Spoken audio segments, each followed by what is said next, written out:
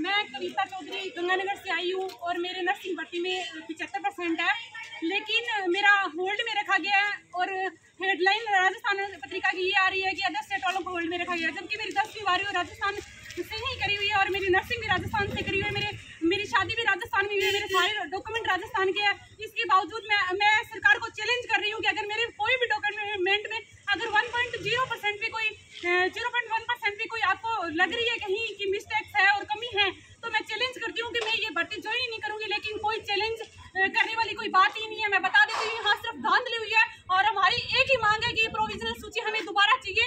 और मैं मानती हूँ कि अगर कोई कमियां रह जाती है तो 150 बंदों में रह जाती है, लेकिन 1/3 लोगों को यहाँ वंचित रखा गया है। सरकार से जानना, अगर मान डॉक्यूमेंट में कोई है तो डॉक्यूमेंट वेरिफिकेशन में उन्होंने किया क्या था? अगर उनको पता ही नहीं चल रहा कि हम राजस्थान से करके या बाहर से करके आए तो उन्होंने डॉक्यूमेंट वेरिफिकेशन में किया क्या था? मतलब क्या होता है डॉक्यूमेंट वेरिफिकेशन का, मैं ये कहना चाहती हूँ।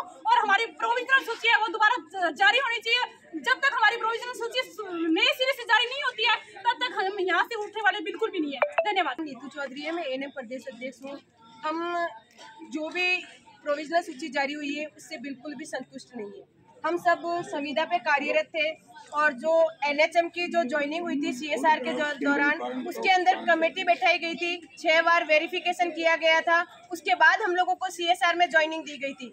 सीफू वालों ने ही हमारे 2017 में एग्जाम करवाए थे, 2016 को हमको एग्जाम बेस पे ज्वाइनिंग दी गई थी।